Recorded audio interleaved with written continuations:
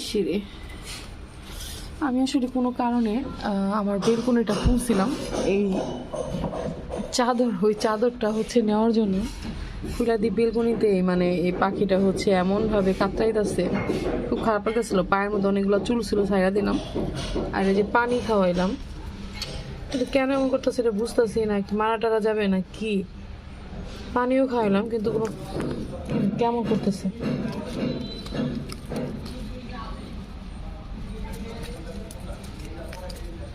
তো পাখিটার আমি পানিও খাওয়াইলাম, কোনো ইহা পাইতেছি না, বুঝতেছি না আসলে।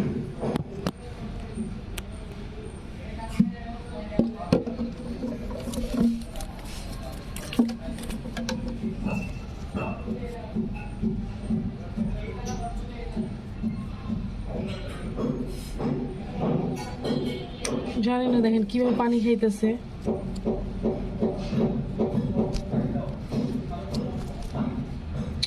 কিন্তু আমার এমন একটা সময় অফিস টাইম মানে চলে যাইতেছে, কি করবো বুঝতেছি না। মানে পায়ের মধ্যে আটকে একটা চুপ করে বসে থাকতেছে, কিন্তু নিচে নামাইলেই মানে একদম পুরো পাগলামি করতেছে। কি করা উচিত আমি বুঝতেছি না আসলে।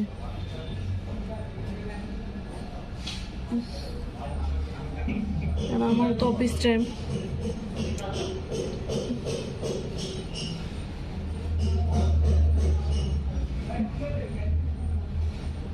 আল্লাহ রহমত করো, আমি বুঝতেছি না আসলে কি।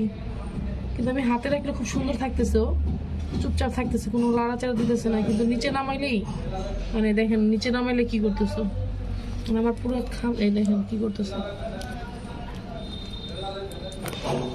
মানে পুরো উল্টা পাল্টা করতেছে। কিন্তু হাতে রাখলে সুন্দর থাকতেছে।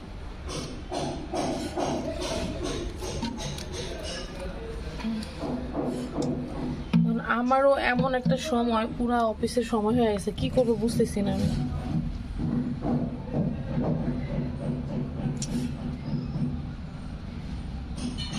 জানি না পাখিটা কি মারা যাবে না কি, আল্লাহ জানে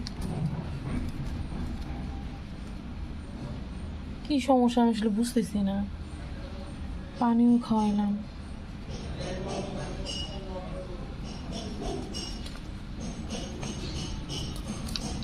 আউযুবিল্লাহি মিনাশ শাইতানির রাজিম।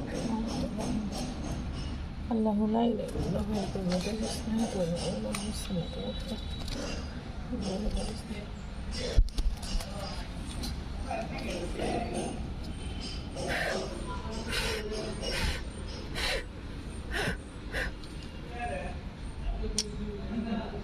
আমি জানি না আসলে পাখিটা কি অবস্থা হবে।